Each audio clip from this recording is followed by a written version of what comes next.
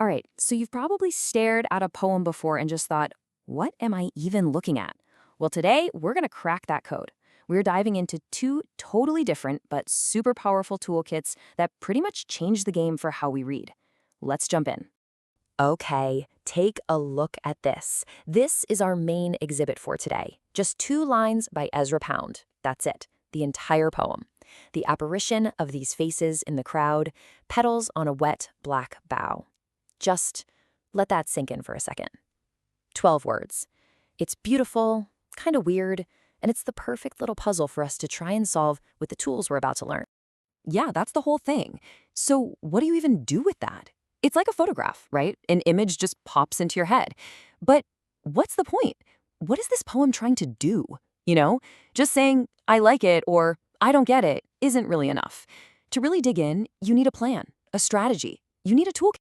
So let's open up our first toolbox. This one's called New Criticism. And let me tell you, from about the 1920s all the way to the 60s, this was the way people read literature. It was a huge deal. And what's wild is that its central idea was actually incredibly simple. Okay, so here's the #1 rule of New Criticism. You have to pretend the poem exists in a vacuum. It's like a ship in a bottle. Everything you need to understand it is sealed right inside. This was a massive shift because before this, everyone was obsessed with the author's life, what was happening in history, what they wrote in their diary, and the new critics just said, nope, throw all of that out. The only thing that matters is the text itself. And that first rule leads us to this big idea they called the intentional fallacy. Sounds complicated, but it's not. It just means it's a mistake, a fallacy, to waste your time trying to guess what the author was trying to say. Who cares what Ezra Pound intended? We can't read his mind. And even if he told us, the new critics would say it doesn't matter. The poem is out in the world now. The only evidence we have is the words on the page. And they didn't stop there. There's another rule, the affective fallacy. Basically, this one says your personal feelings are also irrelevant. If the poem makes you sad or happy or confused, that's your business. It's not part of the analysis. Why? Because feelings are messy, they're subjective. The goal here is to be like a scientist, looking at the poem as an object and analyzing it objectively, without all that emotional stuff getting in the way.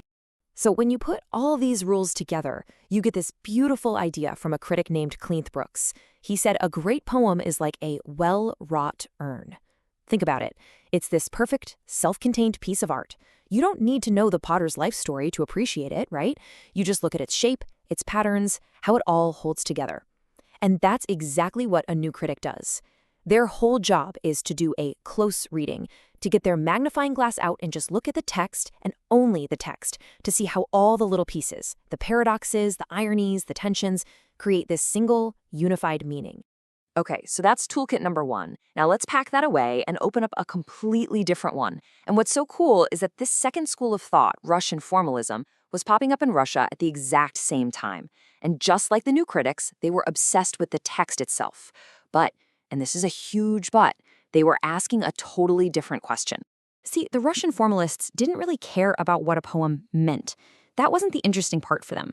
Their big question was, how is this even a poem? What makes these words on a page different from, say, a grocery list or a newspaper article? They were on a mission to find the secret ingredient, this quality they called literariness. And the answer they came up with, it's one of my favorite concepts in all of literary theory: defamiliarization. It sounds fancy, but the idea is pure genius.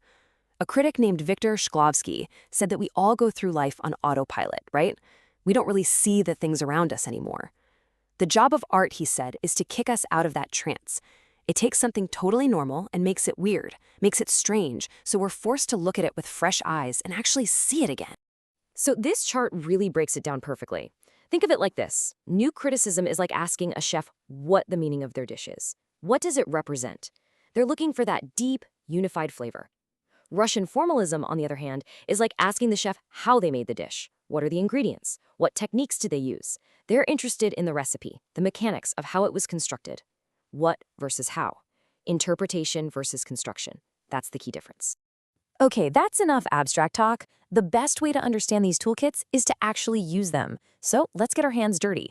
We're going to look at a couple of little snippets from the famous poet William Wordsworth and see what happens when we look at them through these two very different lenses. All right, first up, Wordsworth is looking out over London at sunrise. You know, a pretty standard view. People have seen it a million times. But the way he describes it, something's different. It doesn't sound like a normal description. The language just feels special. So the question is, how does he pull that off? So let's grab our formalist toolkit first. A formalist would immediately start pointing out the devices. They'd say, look here, the city doesn't just have beauty, it wears it like a piece of clothing. That's a great metaphor. And here, the very houses seem asleep. That's personification, giving human qualities to a building. These are the tricks, the literary devices that take a normal sight and defamiliarize it, make it strange and poetic. Okay, pretty cool, right? Now, let's put the formalist tools away and pick up the new critic's magnifying glass. We're looking at a different poem now. The scene is super peaceful, right? A beauteous evening, calm and free. So calm, it's quiet as a nun. But then, listen to this next part. A new critic would read that and their eyes would light up. Why? Because of the paradox. They'd say, wait a minute, how can something be calm and quiet and also have a sound like thunder? They live for that stuff. For them, the poem's real meaning isn't in the calmness or the thunder. It's in the way the poem holds those two clashing ideas together at the same time. The meaning is born from that tension, this idea of incredible power existing inside of deep, deep peace. So you might be wondering, okay, which one is the right way to read? And the answer is, that's the wrong question to ask. It's not a competition. Think of it like a pair of glasses. One pair is a microscope and the other is a telescope. Neither is better. They just help you see different things. Exactly. One toolkit, New Criticism, helps us zoom in and see the poem as this perfectly crafted, unified object. It helps us find its deep internal meaning. The other toolkit, Russian Formalism, helps us see how the thing was built. It's like looking at the blueprints, seeing all the clever construction and all the devices that make a text feel like art in the first place. And that brings us all the way back to that little Ezra Pound poem. The 12 words on the page will always be the same. The petals on the bough don't change. The only thing that can change is us. It's how we choose to look. Now that you have these two new ways of seeing, these two new toolkits in your back pocket, what will you see differently next time?